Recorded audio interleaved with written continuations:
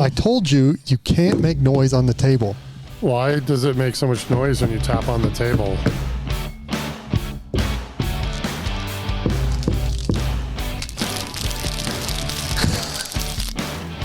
I'm cutting all this out. Well, don't cut this part out because it is episode 16. And I think I said this at episode 4. I can't believe we made it to episode 4, much less episode 16 of How to Ski It, the podcast for skiers, by skiers, about skiers, because skiers exist. And we even used to have a snowboarder on the podcast, but He gave up. He's in the other studio. You know what he's doing is real work. Real work. What a loser. So the last time we talked was our last podcast, and everybody had been on the road and hadn't been skiing. And we got up from recording the podcast and headed up to Eldora. Yep. And had an amazing day. And I joined. I just want to be very clear because it was left unclear whether I was going or not. I did join. And it was an amazing day. It was amazing. The front side was very crispy and loud. And the back side, as always, because it faces north, was plush. Excellent.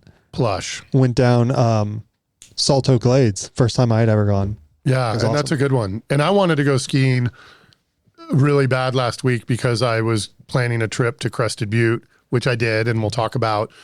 But I was a little worried about just going into Crested Butte cold turkey after not skiing for 2 weeks. And going to Eldora, I got my confidence up, regrouped my confidence from being off for 2 weeks. And then, so. Did you crush your friends' hopes and dreams like you had planned? Yeah. You know what, man? I don't like skiing with everyone. That just the pace sometimes. So why don't we just skip ahead to, I went to Crested Butte, best advanced. Yeah, one of the best advanced skiing areas anywhere.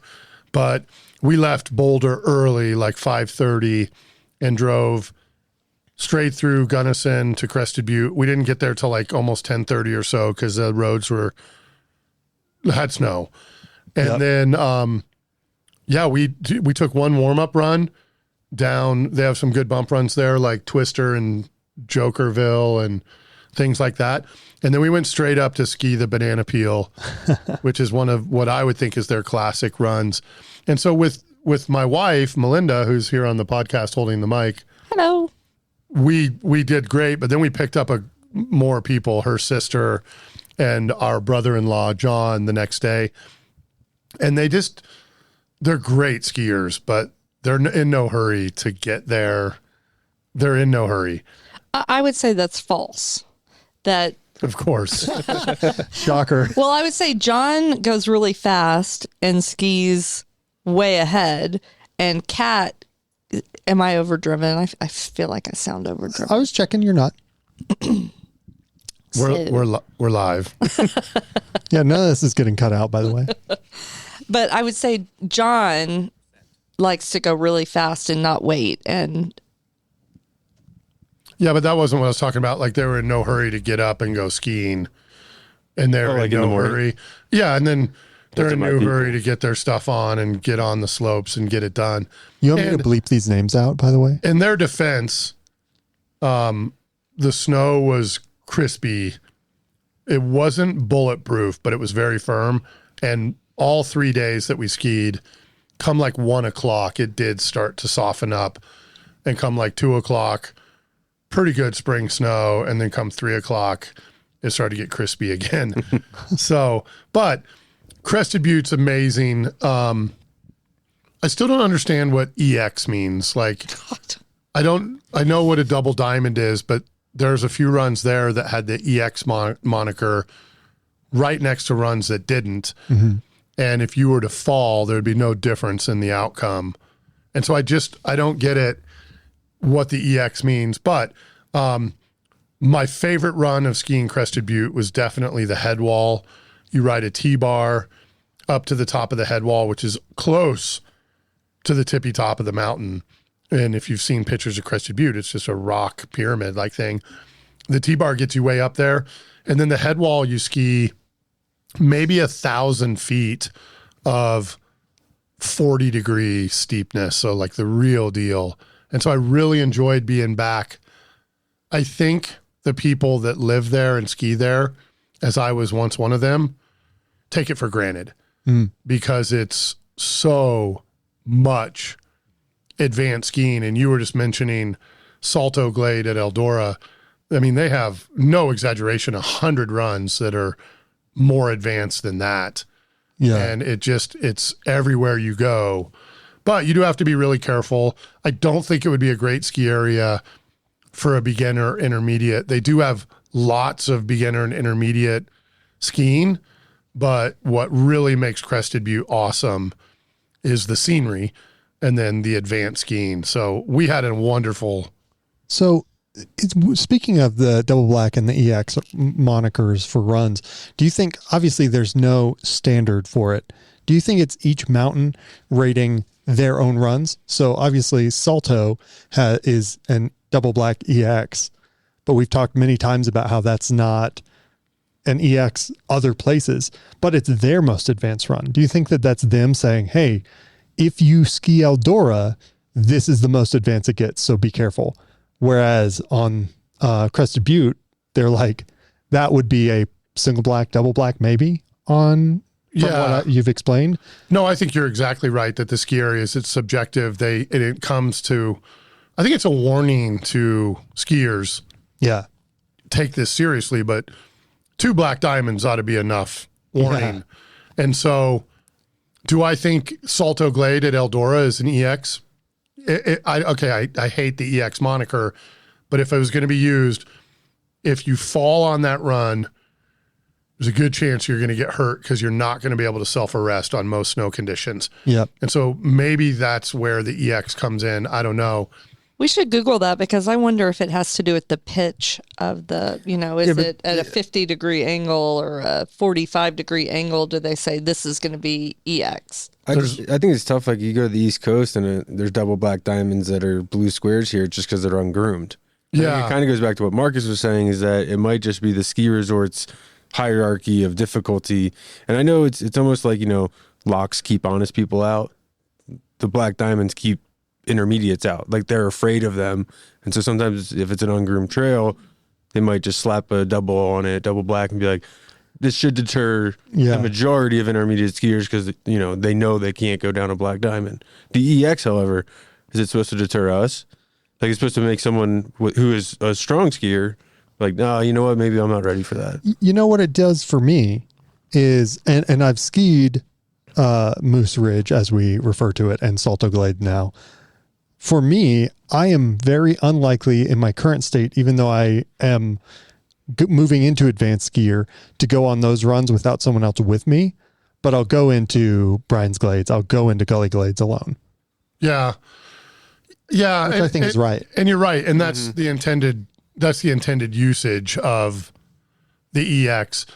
It was more confusing than ever at Crested Butte. And here's where it was the most confusing ever is if you look at the amazing mountain and there's these runs called the Peel and Forest, and there's one other in there, Banana, and there are these 1,500 vertical foot chutes of 40-degree, like really awesome stuff.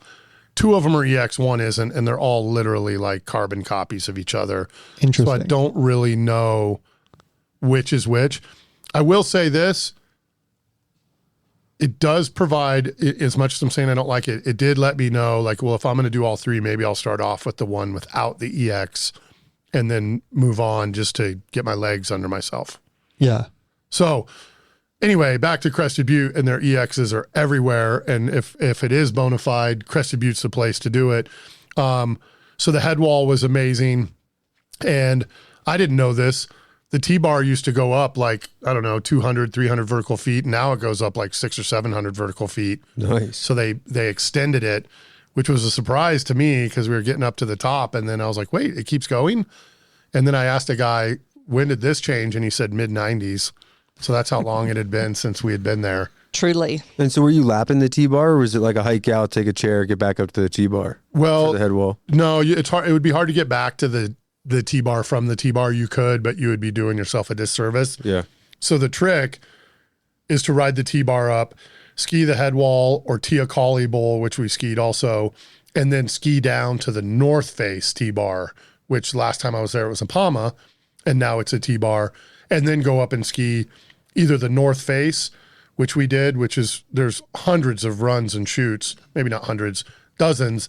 And then to me, what I always grew up thinking was some of the best extreme skiing and anywhere was the Phoenix Bowl. And we skied Phoenix and Spellbound. And we had 3 days of bluebird conditions, less than perfect snow. They had an 80-inch base. I've never seen so much snow like on the side of the roads there. But we still hit 8 million rocks. I mean, and that is not an exaggeration. It was at least 8 million. And I think it's like skiing Arapahoe Basin, that it doesn't matter how much snow they have. The 10-foot tall rocks still stick out when there's 9 feet 9 inches. And when it's steep like that, it doesn't hold on to anything. And my skis took a beating, but worth it. Bottom line, if I had to say, and I'm sure every podcast we're like, Telluride's the best, but for extreme skiing, the only place I can remember would be Jackson Hole, that is on par with Crested Butte. Arapahoe Basin is on par with Crested Butte, but way smaller, way less advanced, and a lot of really good skiers there. We were laughing because a lot of times, the T-bar is a dissuader, right? People see the T-bar and they think, at Crested Butte, you go up the T-bar and then you're literally with everyone else. Like the blues or where no one is skiing. Everyone is riding the T-bar up to the advanced skiing. And it's actually kind of cool to see the amazing skiers. Yeah. And you're nothing special in Crested Butte. Like it doesn't matter how good you are. You're nothing special in Crested Butte. So couple last things on the Butte.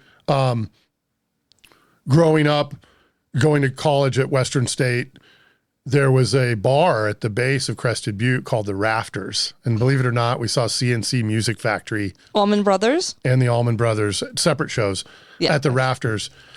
I didn't know this, and anybody that knows Crested Butte is going to be like, yeah, it happened probably forever ago, but it's gone. It actually, I did a little Googleage before the podcast, and it actually was torn down in the early 2000s. Yeah, so it's gone. And it was replaced with a place called Route 66, which I guess we just walked up there not realizing that it was gone because the building's similar shape and size. And no big harsh beef with Route 66, but there was no Rafters. We did have good service and good food at Route 66. But a couple last things on Crested Butte, and then we'll move on. We did go to maybe the best après restaurant I've been to this season, and it was called the Secret Stash, and it was down in town. So if you haven't been to Crested Butte, there's Crested Butte Mountain, and that's where the ski area is, and there's restaurants and hotels and condos and houses. And then there's the town, which is this really quaint ski town with old-fashioned buildings and very artsy and very stylish. And so this was down in the town, but just so cool. I could go on all day.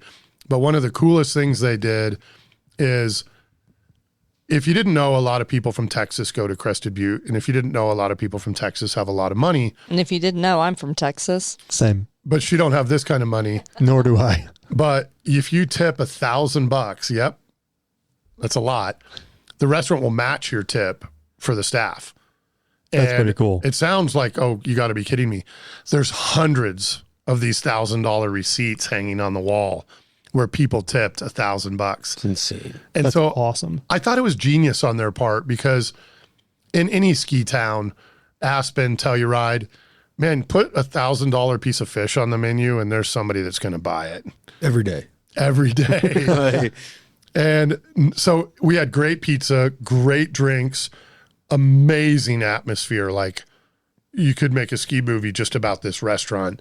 And then the coolest thing is the owner comes by and makes sure everything's good. And turned out her and one of our compatriots at our table had some stuff in common of upstate New York and things like that. and just made me feel really welcome. But if you're in Crested Butte, there's a lot of good places. Like there was a lot of places that I remembered back from college, like the Wooden Nickel. And we also went to a place called Bones. But the Secret Stash was awesome. So if you go to Crested Butte, go check out the Secret Stash. And the drinks were good too. Like I had this thing called the Big Ass Margarita, and it was pretty good. Was it crowded? It was mobbed. I mean, but they turned the tables over pretty quickly. Like we didn't have to wait long for our table. Nice. Yeah, the service was spectacularly speedy, but friendly. Like just everybody that came by our table. So like it was a well-oiled machine, but somebody would take your order, somebody else would bring your drink, and then the owner drops by, and everybody was like, "Did you ski today? How was it?"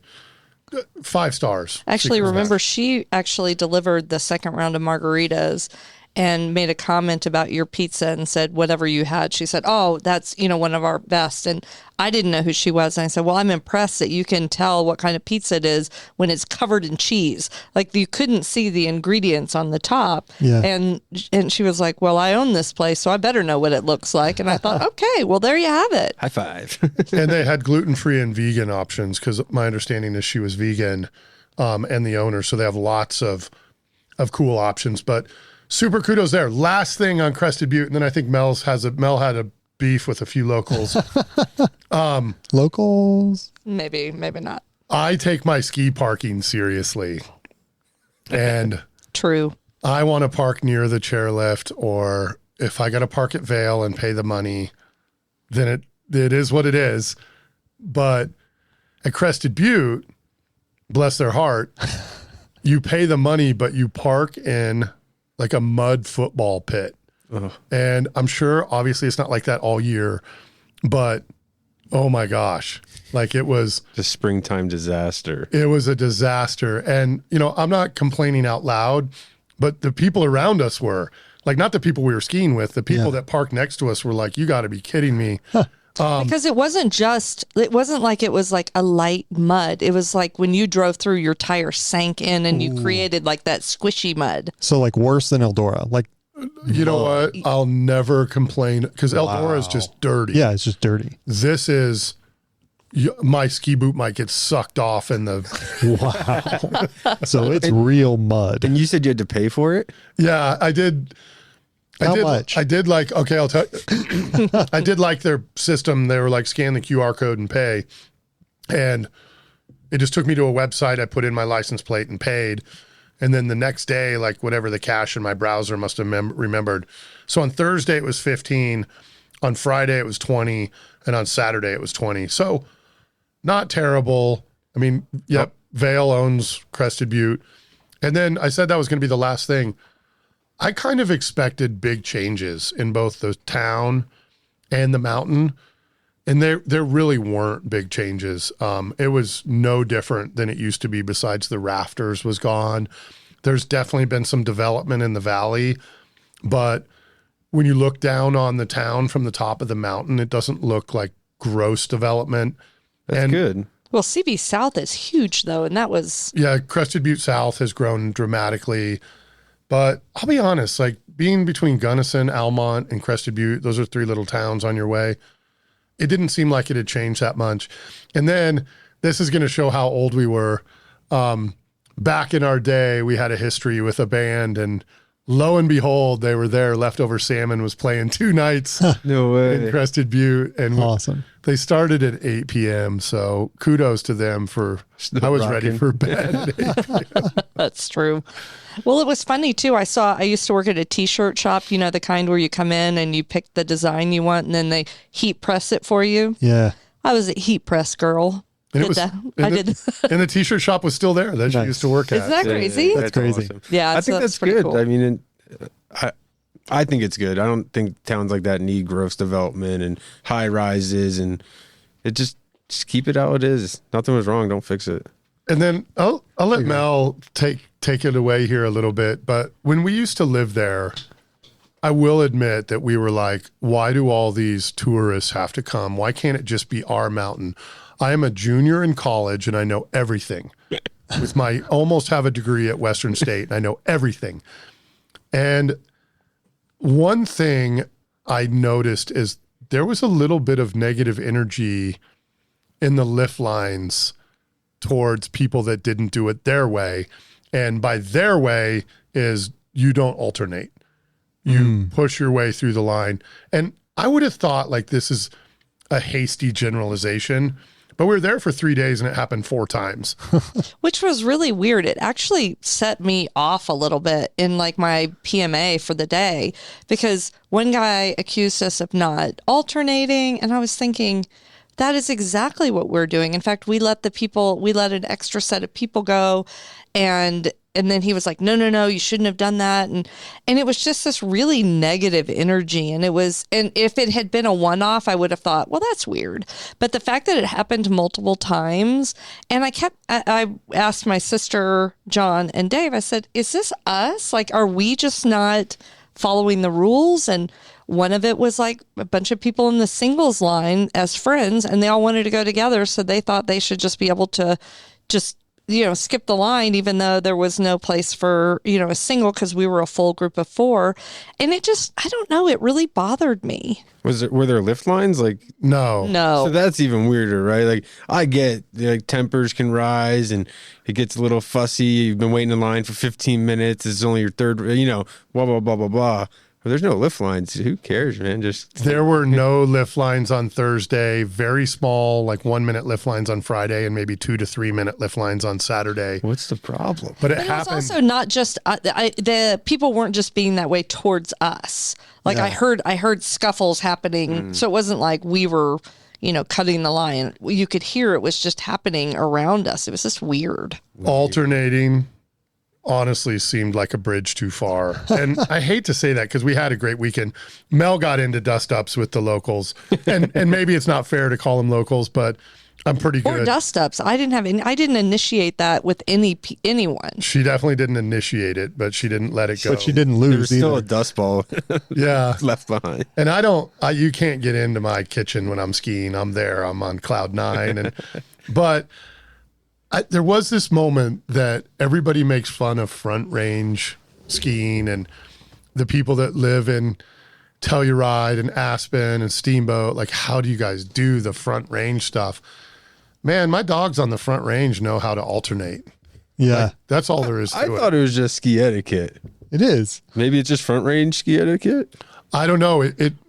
Mel can vouch for it. You literally get up to the alternating point, and more than once the other group was like, "We're next," and you're just looking at them like your people in front of you just went, Yeah. and they were upset about it. So it didn't affect my weekend. May I, although we are talking about something, I'm going to change the subject just really quickly. The hike to ski in or ski out. If you want to get some exercise and get some crazy skiing in, I don't know that there's anywhere like Crested Butte that has the kind of hike in to terrain or hike out that we experienced this weekend. Yeah. So there's none of them were big hikes, but it was hot. I mean, it was 30 plus degrees. And so, Teocalli Bowl, which wasn't really a thing it was there when I was there, but it was a major hike to get to. And now you get off the top of the T-bar and it's just right there. But you do have to hike out and maybe like 200 vertical feet over a quarter mile. And so it says 15 minutes. And usually when I see that stuff, I'm thinking that's them, not me. Yeah. It took us 15 minutes. And then you ski down to the North Face lift. And maybe I just don't remember, but there's a little bit of a hike to get to Phoenix Bowl. And I wish somebody maybe would chime in. Has it always been like that? Because I feel like they maybe added that as a human strainer. I'll tell you that I would have loved to have been strained out of that. Had I known what the hike in was going to be look like, I would have definitely taken my coat off and wrapped it around my waist. And I kept thinking at the top of each little rise we were there, and each little rise we were there, I was a little bit frustrated because I wasn't expecting that. But Borderline ski strike. Oh no. So I will brag about a good decision I made on that day. It was really warm all 3 days, and I wore a vest. And a vest, when you unzip a vest, it basically is no longer insulating you at all. Yeah. Yeah. Because it doesn't have sleeves, and now it's unzipped, so it's like you're wearing a cape. And the vest was the right decision for a hot day because these hikes, they were warm. And then I do remember this is getting out of Phoenix Bowl. If you go fast, there's not much of a hike. And sure enough, you tuck it, not much of a hike. Yeah, I've never been to Crested Butte, but before they put in the new lifts, the steeps and the beavers at A Basin had a hike out similar to that, about 15, 20 minutes. Exactly. And it was like probably like the third time hiking out. Now I'm like, I have a cold because, right, it's like hot, sweating, strip your layers, get on the chair, frozen cold, do it again. And I wasn't a huge fan, but man, was the skiing worth it. I just didn't like to walk out. I'll tell you the one last funny Crested Butte story is the North Face Palma in the way back when. It used to come down and it would swing really fast around, and then you had to put it between your legs, and then it would yank you forward. And this it went so fast that there was no room for error. And then if you did have an error, everybody booed you and laughed at you. And normally, because we were in college, we knew everybody in line. So it was super embarrassing. One time I held the little disc all the way up with my arms because I refused to be embarrassed. It was good to see that when people crashed with the T-bar, because we had several people, the line still booed and it jeered them, and it was really funny. Back of the line. Exactly. So it was awesome. And you also got booed if you went up the T-bar single. Yeah, you shouldn't. Which I don't really want to go up the T-bar with somebody I don't know. So I didn't go up single, but I can see where people are coming from. But yeah, there was a lot of jeering at the T-bars, but that wasn't good fun. Like that was not that. I thought that was more humorous than it was, angry. I think, and this may be a misrepresentation, I think a lot of people are wound up at Crested Butte because there's a lot of skin in the game on the slopes. When you're riding up the T-bar, the Headwall T-bar, or the high lift, they call it, there's not an easy way down. There's like an exit, which would be the easy way down, and everything else is double diamonds. And so I think some people are just wound up. It's what you do. I mean, Mel skied that stuff before she was qualified to do it in college. That's how she learned to ski, was just on advanced extreme runs. And now she goes just fine. But yeah, my heart was racing. Yeah. Don't touch me. Don't touch me. That's how it was. You're too close. You're in the zone. You're trying to focus because, you have to make every turn. And I get it. You have to make every turn. So anyway. Moral of the story, don't let anyone in your kitchen. Yeah. And moral of the story is Crested Butte is a great place to ski. I doubt we'll make it back there this year. Oh, and we said it, Vail owns Crested Butte. I know a lot of people were disappointed and said they were going to ruin it. They didn't ruin it. And my Epic Pass got me on the mountain 3 days in a row, free of charge. Or, I paid for my Epic Pass, but I never had a Crested Butte pass since the 90s, and I do again. So I definitely see myself back there more and more times, and hopefully we can go back to the secret stash and stuff like that. And as you know, ski passes are now for sale. I saw the Mountain Collective is for sale. The Indy Pass is for sale. And of course, the Epic and the IKON. Yeah. Before we get into discussing some of those going for sale, though, I did find what labels a run as extreme. EX, extreme terrain, is labeled. It is defined in the Colorado Ski Safety Act, and it was added in 2004 to be the definition literally from the act is extreme terrain means any place within the ski area boundary that contains cliffs with a minimum of 20-foot rise over a 15-foot run and slopes with a minimum 50-degree average pitch over a 100-foot run. So total BS. So steep, what the act's saying is got to be super duper steep, and there's got to be at least 10, 15-foot cliffs. And maybe I'm misunderstanding what they call 50 degrees. But so there's only one run that I'm aware of in North America that's 50 degrees, and it's in Alaska. And the reason I know this is just this weekend, there's a run at Crested Butte that's considered the steepest run or the hardest run in North America. It's called Rambo. So we asked Siri or Meta, what's the steepest run in North America? Hey, Siri, what's the steepest ski run in North America? And she came back with a run in Alaska, which is in Alaska, at 51 degrees. And then the others were all in the 40s. Well, here's the thing though. And I don't know enough about any of these runs to know if this is true or not, but it just has to be over 100 foot. If 100 feet of that run has a 50-degree pitch, then it's extreme. Are they or if it has a cliff, either or. Are they counting like the 90-degree sheer face? It's of a cliff. Is it skiing? Is it skiable? Then yes, I don't know. Like, that's what I'm saying is if there's 100-foot stretch of that run that is 50 degrees or more, even if the average of the whole run is not, then they're counting as extreme. Does that mean every single run marked EX meets those standards? I have no idea. Well, I would like to say that at the beginning of the broadcast or the podcast, people were saying to themselves, God, you guys are idiots. Everybody knows EX comes from the Colorado Safety Act, and and now we've explained it. Yeah. So no one knows. The Ski Magazine website says Corbett's Couloirs 50-degree pitch. And then it says Lake Chutes at Barack is 49. And then Stowe Rambo at Crested Butte, 55-degree pitch from top to bottom. Huh. Well, that's interesting because who knows how they're how they're measuring that. And I know this, and maybe it's changed, but Aspen Highlands used to say, here's what the pitch is on the runs. And the steepest run, which isn't a very difficult run, it is extreme, but it's not very difficult on extreme scale, is Ozone, I believe it's called, and it's at the very top of the Highlands. And sure enough, you go stand on it, and you're like, wow. Like, there is a really steep section in it, but it's wide open. So it's not super difficult. So I don't know. I mean, people chime in, let us know.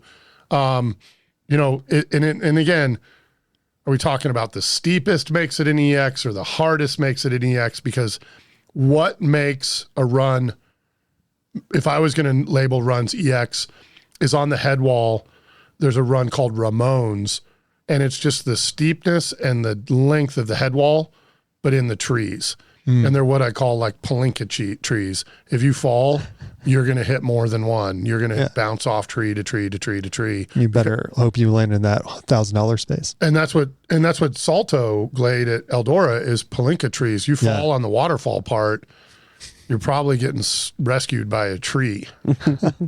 So keep your head uphill.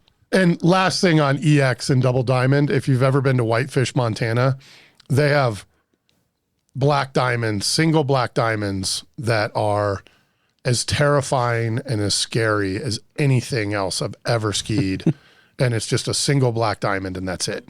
And that single black diamond has a tiny little circle that says cliff, and that you could ski right by it and never see this. It's just a little like... And there's a 50-foot cliff. I learned it the hard way.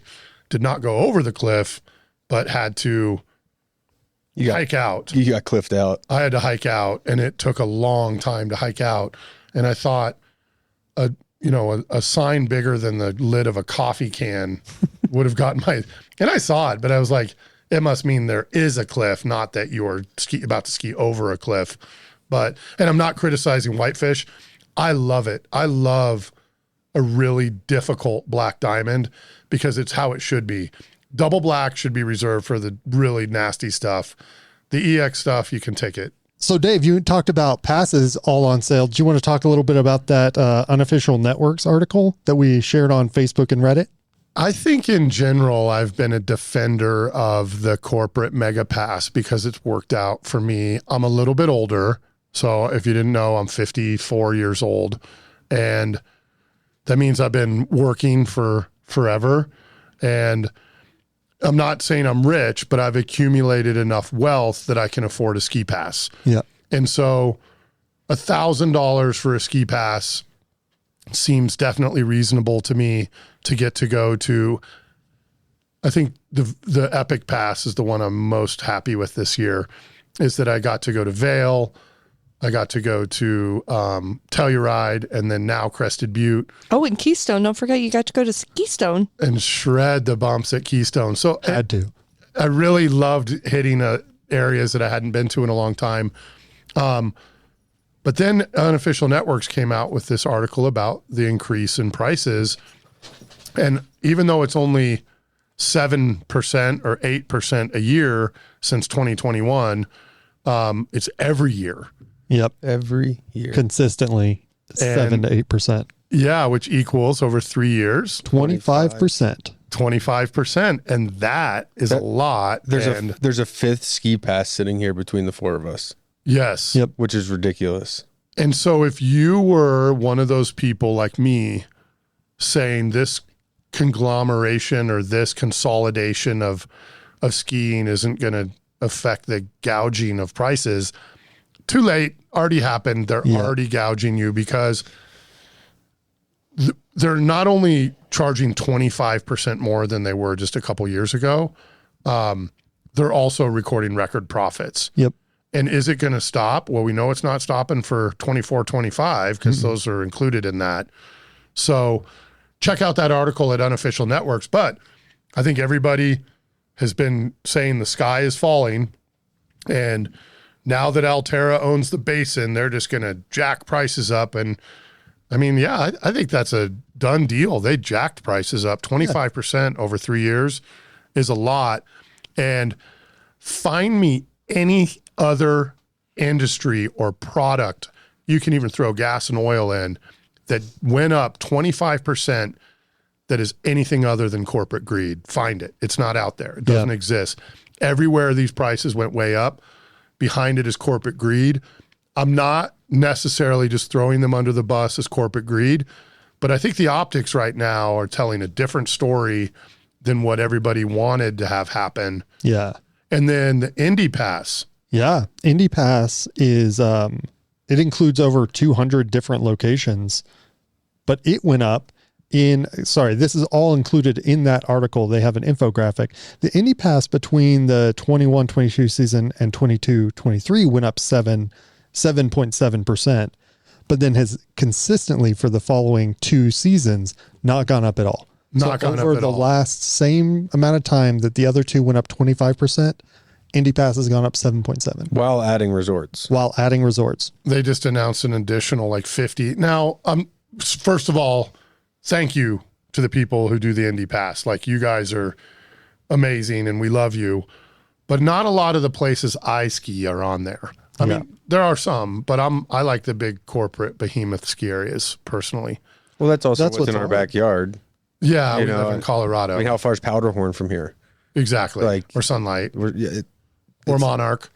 Yeah. And we thought about going to Monarch. We bought the Gems Pass this year, and we drove by Monarch on the way to Crested Butte, and what a beautiful ski area. What a beautiful area. But we didn't make it to Monarch, and we said we were gonna, but the lure of big mountain skiing, which is an overused term, drug us to Crested Butte, where there is big mountain skiing. Well, one thing with these increases is I think everybody knows that people who work at ski areas have a hard time covering their housing because they don't make a lot of money, and then it's they have to drive a long way to get there. And I'm sure that with a lot of these price increases that we're talking about, that's not trickle down. That's not making it to the people who work there. I'm not saying that there isn't some of that, but I would just say in general, it feels like it's corporate greed. Yeah. So let me get this straight. The ski patrol and the lift ops aren't recording record profits. Well, can you imagine if they were, and it was like the most lucrative industry to get into? Like, these people were making $150K a year, and it's just like, if you're in, you're in, but good luck getting in. They're wearing gold grills and stuff. Dude, it'd be awesome. I'm pretty sure it was Outside Plus's podcast, did a piece on with a ski patroller from maybe Vail, and I can't remember for sure, but the amount of money that they make per hour, I was shocked. It was like $15 an hour or less. I never made more than like $12.50 at any ski shop I ever worked at. I try to make sure I tip everywhere when I'm at the ski places because how much I appreciate Yeah. that I know, like when we were at the Derailer or whatever, we know that guy that took such good care of us in Winter Park. We know he's not cleaning up. He's probably skiing better than we are, but True. I was going to say a lot of those people take the job because they just love skiing, and it's the best way, easiest way to get on the mountain, because most of the time they give you a ride break during the day, blah, blah, blah. But they're not there to get rich. They're there because they love skiing. yeah. And that's what makes them special, and that's why I think they deserve more. Is like they're there. They know they're not going to get paid a lot of money, but they know they're going to get to ski, and so they take that with a great, they balance that in their life. And if you got the bank, you could throw $1,000 tip at the secret stash, and then Yeah, right. I think hook everybody up. you know why I think, and we'll just go back to the secret stash really quick. You know why I was so blown away is they probably have the best employees in town, because why wouldn't you want to work somewhere Right. that if some Yeah. wealthier person comes in, drops $1,000 tip, that you're going to get a piece of that, and And $2,000. yeah, the company's going to match it. And I was just thinking, like, this is genius, because what we're talking about is how hard it is to make a living in a ski town, even though record profits are taking place. And here's a place that, Took advantage. yeah, maybe kind of figured it out a little bit. Kind of throwing down the gauntlet. It's like prices are still reasonable. We know like you're paying a lot to ski. It's still ski town prices, but tell you what, if you throw down, we'll throw down. Yeah, And that's kind of sweet. it gave me warm fuzzies. Question for you. J-Bar compared to this, you said that's best après. And I know we had talked about J-Bar Man, they are so different. Like J-Bar is Aspen. Yeah. and those kind of prices. And this place seemed like where the cool kids hang out, Nice. Okay. not the cool rich kids. So the J the bar to grown-ups. me is like a shishi, like high dollar experience. And I would say the secret stash is like a bohemian, just vibe that's low key. Yeah. More it up was- our alley. Yeah, you see a little silhouette of them. Oh, It's our speak for yourself. They're all up my alley. I'm a little shishi. I'm a little bohemian. The secret stash sounds like my people. Yeah, Same. they definitely were. And if you went downstairs, so they have a downstairs where they said, why don't you just go down and wait downstairs for your table? And it's like a restaurant in itself and a bar. And the minute we walked down, the bartender's like, what can I get you? And yeah, I think they called that the red room. It was like, red velvet everywhere. yeah. So that's where we got our first big ass marg. Nice. The secret stash isn't going to frown on you for drinking PBR and Coors Light. Yeah, but your friends are. The J Bar might, though. No, the J Bar, like the one thing about the J Bar is you can walk in there in shorts and a t-shirt and they don't know that you didn't fly in on a private jet and vice versa. Yeah. Although I'm sure that they don't offer a PBR. We should find out. But it won the blue ribbon at the World Fair, Mel. Okay, we skipped a ski pass as organized as always. I thought I saw that the last of the major ski passes, the Mountain Collective, did I see that they're offering a third day? Because the catch with the Mountain Collective is you got to ski, I've had it before, you got to ski Jackson, you get to ski Aspen, you get to ski all these world-class resorts twice, and that's it. So you only get 2 times in a season, and then I think you can get some pretty good discounts after that. But I thought I saw an ad pop up on my Facebooks that Oh, okay. So it is still $605, no blackout days, 2 days at each resort, plus a bonus third day at one resort. well, So you still can pick. That's still nice, yeah. 3 days. If you use your 3 days in Aspen, that pays for your pass. And 50% off additional days. Yeah, it's a great deal, and That is thank you pretty to sweet. them too. Yeah, that's a really great deal. Yeah, so ski passes are for sale. I have not bought one yet. I have to buy the IKON pass first because of Eldora. Yeah. That's our home ski area, and it's been a good year. They started slow, but right now Eldora is firing. Yeah. And I went to, while you guys were in Crested Butte, I went to Eldora and I had 8 inches of fresh powder overnight and skied powder at Eldora on Friday. You can thank Dave for that. I mean, did I not say on the last podcast if I leave town Yep. and when I travel to ski, we went to Jackson once and it snowed like 20 inches here in Boulder, and This time it was only 8 inches, but we got Sweet. zip in Crested Butte. I texted these guys a video, and it had to have been like 10:30 in the morning, and I was like, "Look, fresh tracks," and then shredded down it. It was okay, but good times. But yeah, great day. Was it crowded? It was a great day. It wasn't bad. It was Friday. Friday. It was less crowded than it was on the Saturday we went. It was not bad at all. Longest lift line was like 5-7 minutes, something like that. Back at Corona. Did anybody cut in line? Marcus. Not that I remember. Yeah, I was cutting in front of everybody. Were there any complaints about alternating? No one assaulted anyone in the lift lines. I'm almost afraid to ask this, but Ryan Kelly, did you ski? I'm still on ski strike. He quit. All right. We discussed this in the last podcast. Jeez, oh, Pete. Yeah, I quit the sport. I sold all my gear. You need to go skiing tomorrow because I know you go to Washington, D.C. on Wednesday. Wow. How the mighty have fallen. Yeah, I had a hard time with my cardio in Crested Butte. My quads were there, but my cardio from being in Florida and being in Las Vegas was completely shot. Yeah. So Mine was just shot because it's always shot. Yeah, I was gonna say I never really gotten there. So the future ski passes for sale. Yeah, I'm going to probably in the next few weeks lock down my IKON pass. You never know what's going to happen financially. So at least what I've done in the past is if I have the money in the bank this time of year, they're not coaxing me in by saving me like $9 by getting it now. Right. But then I know that's one less thing I have to worry about next year. And if you already, sorry, go ahead. Yeah, well then I'm locked in for my IKON pass. And then I do hope and plan to pull the trigger on an Epic pass again next year. And if they have that cushy 0% financing, I'll definitely do that. And I can confirm that if you did own an IKON pass, you can you get a discount. If you owned the base pass, you get $50 off of a renewal of the base pass. If you own the full pass, you get $100 off renewal. And they have a thing per month pricing. I don't know if it's rates from 0 to 36 APR. Oh, well, 36% seems like a great deal. Would you like to pay twice as much for the same pass? And let me tell you how it works. If you do not have stellar credit, you're not getting 0, you're getting 36. Yep. There's no in between. Okay, so I'll tell you what I'm going to do. Like I said, I'm 54 years old and I've been working since college. I'm going to apply for credit on my pass. And I'll tell you what I get with a good credit score and stuff.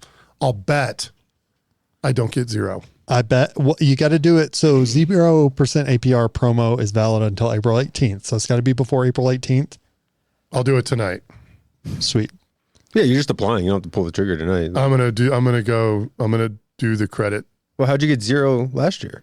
I got it on Epic, and Epic wasn't. Oh, was this IKON? Yeah. Oh. Epic wasn't really financed. It was, you gave them your debit card number and they were like, we're going to take 3 draws off your debit card over 6 months. $300 a pop. $300 a pop. And I'm pretty sure the last draw came before ski season was going. So Sweet. they had all the leverage.